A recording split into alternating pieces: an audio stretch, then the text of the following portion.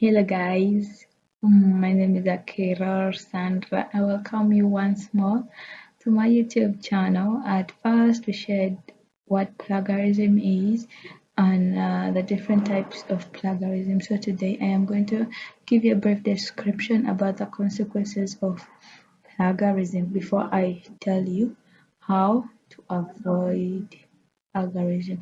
Like I said earlier on, not most of us do not know whether we have done plagiarism or not because it is not something that is so obvious. Like you walking on the left side or the right side of the road, you know walking on the right side isn't right. You're supposed to keep left to avoid accidents. It's accidents. Pardon me for that.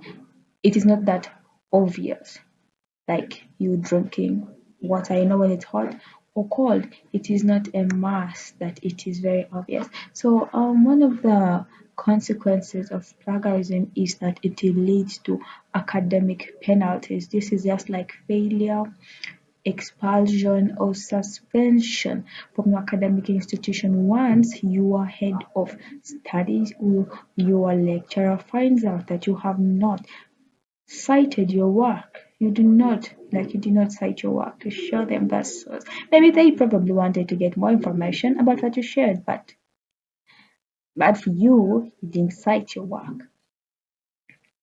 Well, it leads to academic penalties. The other consequence of plagiarism is that it leads to a damaged reputation.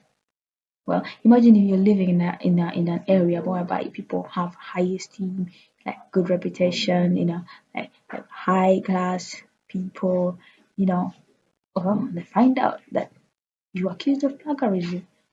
That is obviously destruction to your reputation because obviously you did not cite somebody's work. You're claiming, like, in other words, you're making it look like the work is of your own.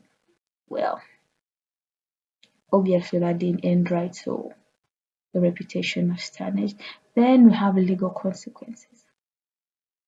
In case you went ahead and you did, for example, direct plagiarism, you did not cite the author of your work, where you got your work from.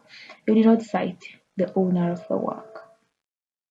And in case you were discovered by, well, in case you were discovered and you were reported to the maybe police station or the courts of law, well, you will face certain penalties like a law pursuit, maybe sentence made, fines, something like that, which is not, we all do know that that is very harmful to your productivity and your progress as an individual. Then we have also professional consequences. Imagine you are in a certain field of work, maybe you are representing a certain organization and you went ahead to do research using another piece of work, another person's piece of work or organization, and you did not cite the author or the source of the information, and your bosses or your superiors find about it. That obviously affects your profession. You either may get fired or you may get demoted, or maybe you will be professionally decertified. That means your academic documents may be snatched out away from you because maybe the authorities will think the information you produced is false. They need to know where you got that information from. Okay. That was the consequences of plagiarism. I'm going to briefly explain how you as an individual know what plagiarism is. These ways seem to be so obvious to most of us.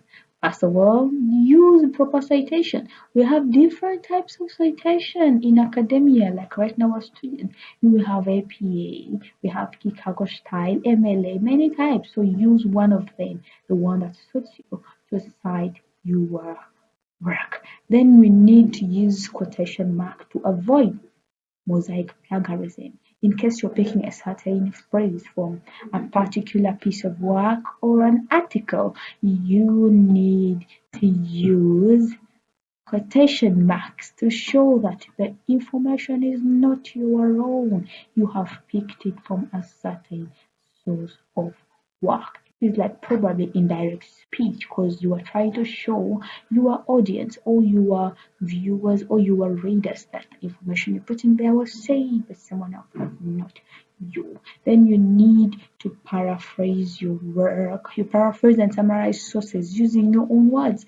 Paraphrase, like if in case you've picked a certain phrase from an author's piece of work, use your own words to explain it so that the audience may understand it very well. Then, to avoid plagiarism, why do you need, you may take it so personal upon yourself, why do you need to use people's work all the time? Go out there, do your own research, and produce your own information. Well, I think that will be very expensive, but it will save you the cost of facing certain lawsuits, penalties, and fines in case you are caught guilty of plagiarism. Go out there, do your own research. Then use plagiarism detection tools like Turnitin or Grammarly to detect plagiarism in case you are doing your work. Then you need to understand plagiarism policies. Policies like need to keep accurate records, seek guidance from your superiors about what to do and what not to do. Then you can also go to the internet to know what is right and what is not right. Well, cultivate the policy of integrity. Be intelligent enough to understand what plagiarism is, what and what you are not supposed to do as an individual to avoid plagiarism. Well, guys, that was all that I had for you today. Thank you for watching my video. Don't forget to like, subscribe, and comment. Bye. Have a nice day.